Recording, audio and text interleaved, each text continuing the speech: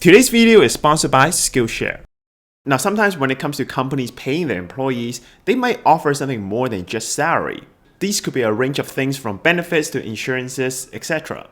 However, out of all these, offering stocks is probably one of the most attractive benefits when it comes to compensation.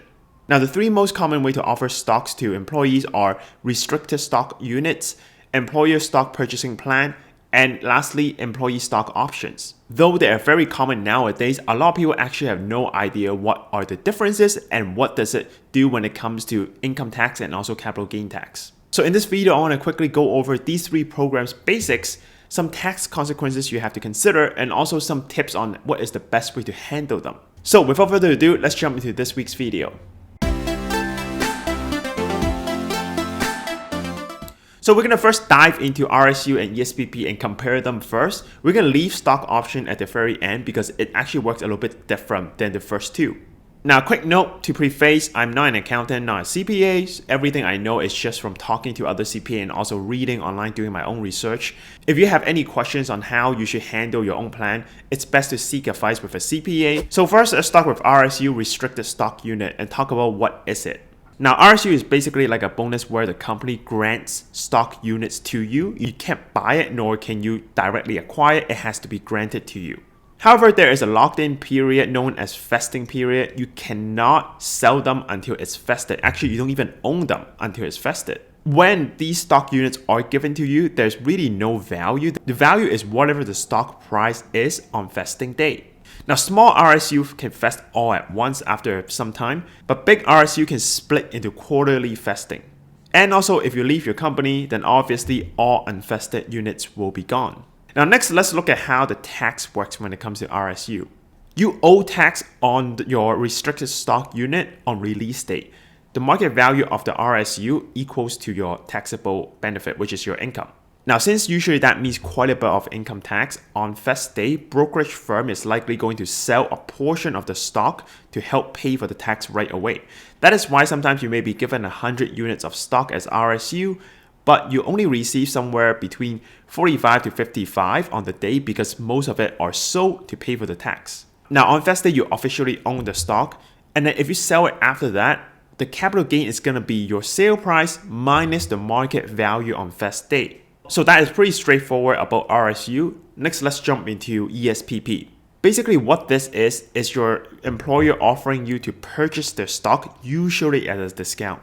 However, if sometimes you run into these offers with no discount, I would recommend not buying it because it's no different than you buying it yourself on the outside. There is usually an offer period, and during this time, you can buy at an agreed discount. You can use anywhere from 1 to 30% of your pay to buy these stocks. During this time, everyone that wants to buy can pool their money together. Now, once the offer period is finished, the company will use all the money that's in the pool to buy the company's stocks on behalf of employees at a predetermined purchase date. Now, usually the discount you will see is about 10 to 15%. There could be something called look-back feature where they compare the stock price at the beginning and the end of offer period, and they're going to use the lower price to buy these stocks. Now, in the US, there is something called qualified and unqualified ESPP, which affects your cap gain calculation, but not so much in Canada.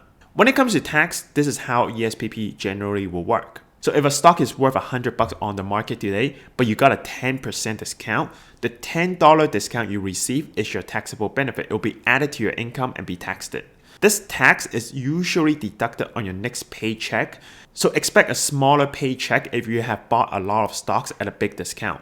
Now, because you have been taxed on this discount, your book cost is the actual market value of the stock on purchase date, not your discounted price. So, for example, let's say your stock is worth $100 on the outside and you got a 10% discount.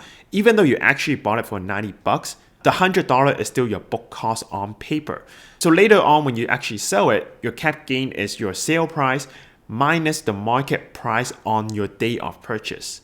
Again, when it comes to selling, there's more restriction in the US in terms of short and long-term cap gain, but none for Canada. Okay, so that is how the ESPP work. Again, very straightforward and with some subtle difference with the RSU unit.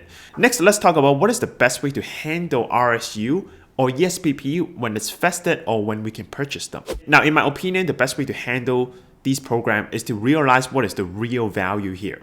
For RSU, the real value is you're essentially getting 100% guaranteed gain on vesting day since you didn't pay anything for this. Whereas on the ESPP, the real value is you're getting a guaranteed 10 to 15% gain depending on what your discount is on purchasing date. So actually the most risk-averse way to handle these is to sell them all whenever you can. And there are basically two main reasons you want to do this. Number one is you can lock in the gains right away because price will fluctuate from day to day. And number two is to reduce the concentration of your portfolio.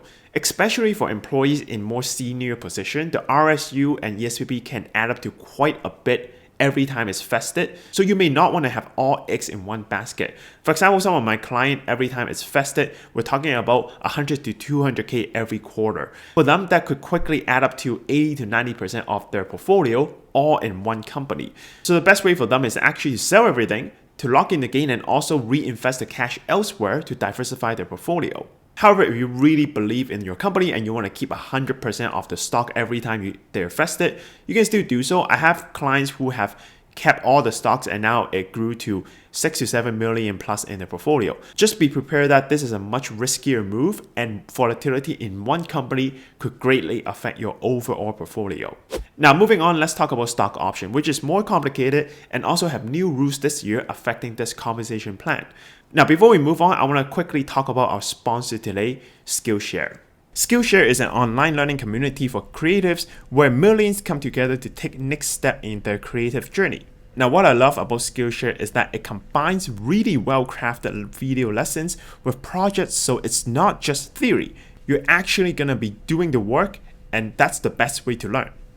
Once you sign up, you have access to every single class on the website, anything from creative drawing all the way to finances and project management. For example, I'm currently learning a class called Productivity Masterclass, Create a Custom System That Works by Thomas Frank, who is also a YouTuber. Now here's the best part. Thank you for Skillshare for sponsoring this video. They're doing a promotion right now. Instead of giving you the usual 14-day trial, the first 1,000 of my subscribers to click the link in the description below will get a 1 full month free trial of Skillshare so you can start exploring your creativity today. Alright, so for stock option, this is how it works. Usually you're granted options to buy stocks at a certain price. Now depending on how fast the company is growing, there could be a huge discrepancy between what is agreed upon and what is it actually worth by the time you buy into it. Startups especially like to use them to attract talents because it costs them nothing right now, and the potential for massive growth can also be very attractive for employees. Basically, the concept works similar to ESPP. You're granted the option to buy share at a certain price, let's say $10 today. Later on, you have the right to exercise these options and buy at $10 no matter how much it's worth on the day you exercise it. Now, typically when you exercise your option, if it's worth more than what you're actually buying it for, the discrepancy is going to be your taxable benefit, much like your ESPP. However, if your company is a Canadian private corporation, you can defer the tax until you sell your shares later on. Now, no matter if you defer or not, one of the best things about stock option and why it's more powerful than RSU and ESPP is you can have something called a 50% deduction on taxable benefit for federal purpose or 25% for Quebec purpose. So for example, let's say the option to buy 1,000 shares is granted to you at $1 a share. When you actually exercise it, it's now worth $3 a share. So essentially, you have $2,000 of difference. This should be your taxable benefit. But instead of adding $2,000 to your income, you can reduce it by 50% and only add $1,000 to your income. So even though it's a taxable benefit, stock option lets it be treated as if it's a capital gain. So it's a lot more efficient on your tax. Now, because of this preferred tax treatment for stock options, a lot more company has been changing to this to compensate their client, which means government is receiving a lot less tax.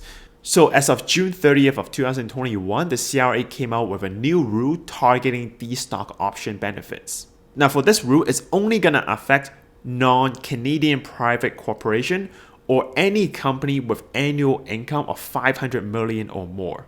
So if you're a private company or your company doesn't make 500 million or more, then you're safe from this rule. But if you do not fall into these exceptions, then your stock options is going to be capped at $200,000 limit per year. Anything over this $200,000, you do not qualify for the 50% stock option deduction we just talked about. So let's say people work for Apple, which definitely will not get the exception in this case. Peter got granted option to buy 25,000 shares at $10 each. Essentially, the value of this grant is $250K. The first 20K share, which is worth $200,000, is eligible for deduction for him. But the other 5,000 share, the 50K, is not eligible. So to be more tax efficient, instead what Peter and the company can do is to have 20,000 share granted to him this year, so we make use of the full limit, and then the remaining 5,000 share, which is worth 50K over, can be granted next year instead, and that would also be eligible next year. So this rule is not going to affect majority of employees, even though you're giving a lot of stock options, but for the niche amount, the 10 to 20% of employee executives working for a huge company in Canada, they might get hit with this limit and they need to be more careful about, or go back to the company and negotiate a way to grant them the options in a way that's more tax efficient. So that's everything I want to talk about this week. Hopefully this video will give you a better idea on what these three programs are and how to better handle them. Now, if you like my content today, make sure you hit the like button for me. If you don't like them, make sure you hit the dislike button twice. If you also have something you want to share when it comes to stock option or stock compensation, let me know in the comment down below. If you like these kind of videos, I do upload them 8:30 EST every Tuesday. So make sure you hit the subscribe button. So make sure you subscribe to the channel, hit the bell button so you get all the notifications in the future. Alright, this is Jacky. I hope you found this interesting. I'll see you next week. Bye!